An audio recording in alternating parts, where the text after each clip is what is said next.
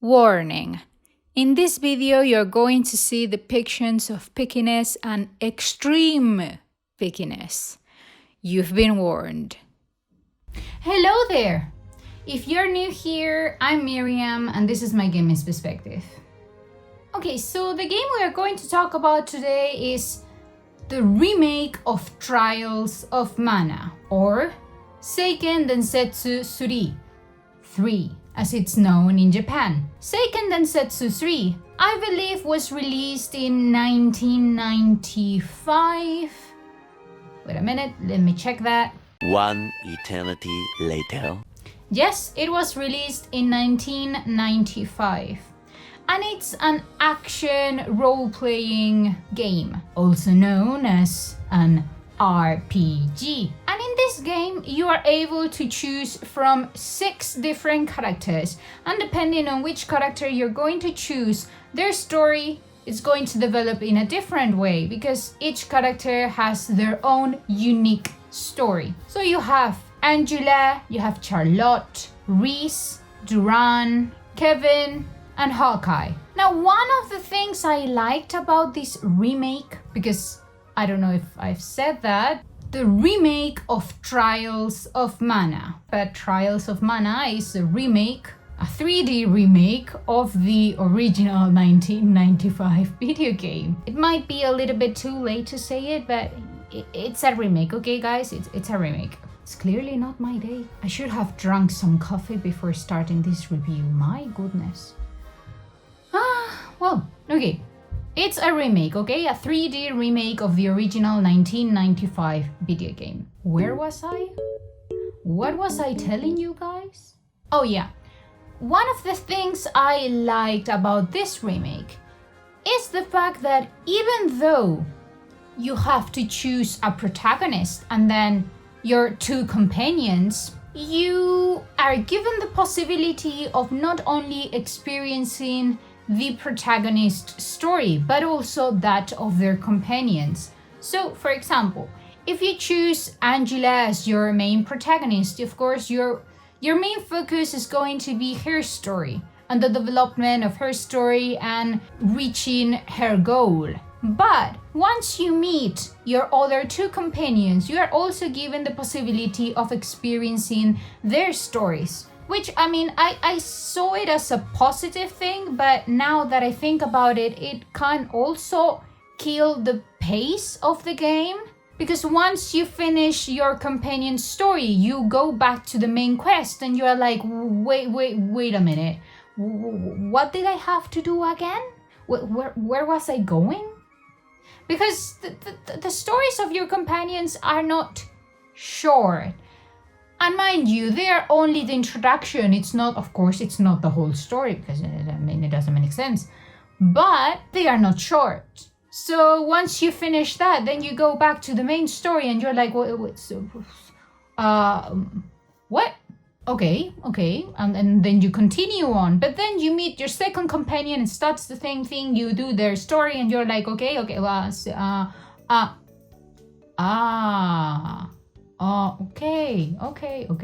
it also might make you not want to play the game again with the other characters as a protagonist. So, I don't know. If you like to be surprised and the mystery of not knowing where a character comes from and their background and all that, then just don't play their introductions, so that you're able to play them once you finish the story with the protagonist you choose, and then go to the other characters and experience the game again in a different way. Which I think it's one of the appeals of the game, right? That each character has a different story, and that's really nice, it's really cool because you have 6 different games in one video game. Now, let's get into more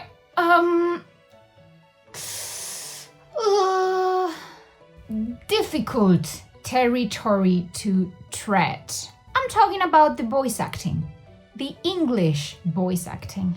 For me, voice acting, whether it is in a video game or in a movie or something like that, it's really, really important.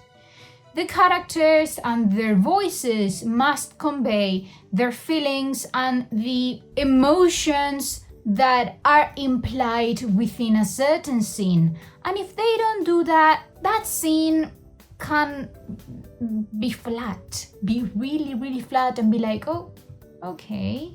I mean, voices, characters' voices, is what sometimes makes me feel more connected to them. Because with animation, you can go so far as to make characters transmit their feelings. And it's usually the voice acting, the one that transmit the characters' feelings. Heyo, looking for Lumina? That'd be me.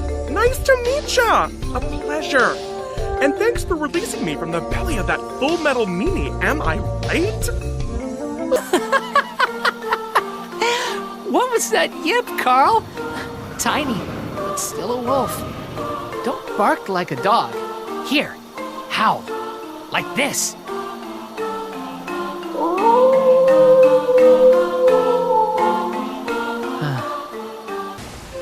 I grew up with no parents, but there was one priest in Wendo that was always nice to me.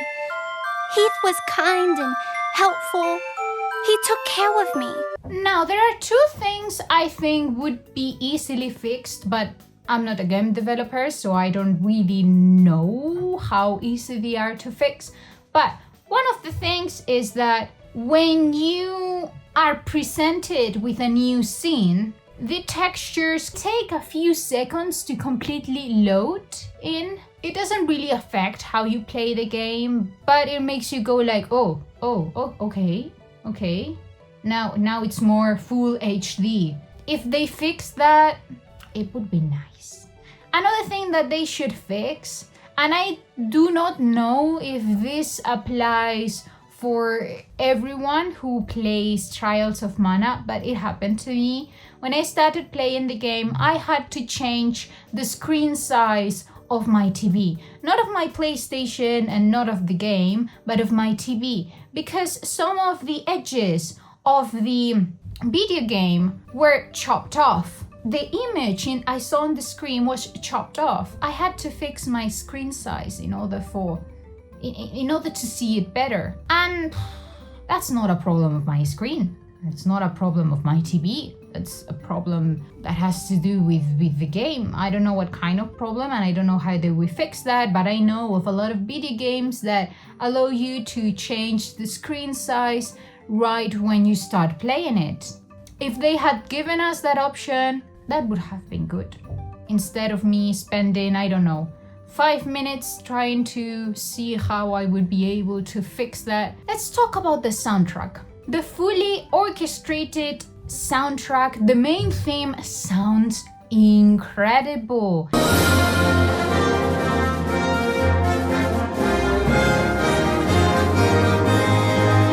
It sounds amazing, and if only the rest of the songs sounded like that.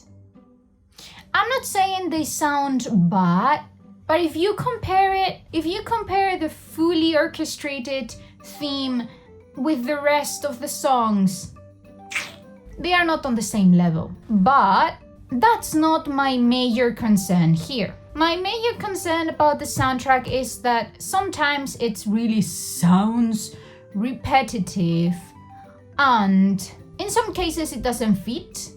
Like, you would have a scene which has an atmosphere of doom and catastrophe and oh my god, the bad guy is going to kill us and blah blah blah. And then you have a really upbeat kind of song sounding in the background and you're like, wait a minute, this guy is talking about ruling all over the world and I'm just here and dancing, yay, ooh. Angela, allow me to explain. As you know, we must control the Mana Stones to gain access to the sanctuary. That is the reason for our invasion. Party, ooh! Maybe that's what they were trying to convey, but they didn't fit to me that they didn't really make sense. And I was like, what do I have to feel? Do I have to feel concerned for the people and for their country and all that? Or do I have to feel happy because, oh my god, yes, he's going to kill everyone and yay, you? I didn't know how to feel. I was really kind of conflicted and was like, oh, what the hell is going on here? I would also have liked if they took some of the songs and tried to change them a little bit. Like if you get, for example, the main theme and try to make it more melancholic or more dramatic or something like that in order to fit the scene. I realized that it would have cost more money, and this is a video game that had a really low budget, but I don't know. I guess that you cannot really ask for everything. Now, let's talk about a topic I don't know how you're going to feel about, but I know how I feel about it. Fanservice. And I'm talking about extreme fanservice. You know, I am in favor of fanservice most of the time. But when there is a huge amount of fan service, you tend to end up concentrating more on that fan service instead of the main story. Like when I saw some scenes, I could only focus on boobs. One boob here, one boob there. My god, there are two and they are huge and they occupy almost all my screen. It's like, am I supposed to be scared of this woman who is supposed to be the evil guy in this story? How is that possible when I can only concentrate on Bernadette and Florentina? Doesn't make sense. No, it doesn't make sense. It doesn't make sense. And we all know that women have boobs and vaginas. A video game doesn't have to shove it right there in your face. Because sometimes the positioning of the camera, it's like, really? Most video games don't shove the camera right at the male protagonist's dangly bits. No. Why? Why do I need that? I mean, if you guys like boobs and vaginas, okay, kudos to you. I'm glad you like boobs and vaginas. If you like the dangly bits, that's good too. But is it really necessary to put them constantly in the game? It makes it look really dated, because I realized that games in the past had extreme fan service too. But nowadays it's not that common. Yes, you have boobs and you have vaginas, but they are not as right there. The battle system is really good. Yeah, it's one of the things that really shines in the game. It has different combos and especially charged attacks. And they are really good. I mean, it's a really good battle system. I don't have anything against it. The only major thing I have against it is the fact that charged attacks might sometimes miss. And this could easily be fixed if we could target the enemies, if we could select which enemy we want the charged attack to be directed at. And it's something we cannot really do with the game, with Trials of Mana. Now let's say something a bit more positive about the game. The game looks really good. And even though its assets look really dated, as if they were from a game that was released maybe 3 or 4 years ago, they still look really nice. And it's you can see that they have worked on them and they have worked really hard to make them look good. The best thing for me about the game, the best of the best, the character models and the story. The character models look really good. They are amazing. And in fact, it's one of the things that sold me on the game. I saw the characters, I saw Angela, Duran and all that. I was like, wow, they look interesting. I want to see their stories. And what the game is about. And the other thing is the story. The story is really good, and as I said before, the fact that each character has a different story, it really attracts me to the game. It really is a good strategy for a video game. It makes you feel more close to the characters, more connected to them, and to what they are feeling, to what they are going through, and that's really good. So, those are my main thoughts about Trials of Mana, the remake. All the pickiness aside, I really enjoyed Trials of Mana, and I would recommend you guys to buy it and try it out for yourselves. It's not Final Fantasy VII, the remake, but it truly is an enjoyable game. So, I hope you guys have enjoyed this video, and if you have, please don't forget to subscribe and click on the notification bell so that you don't miss any videos in the future. I'll see you in the next video.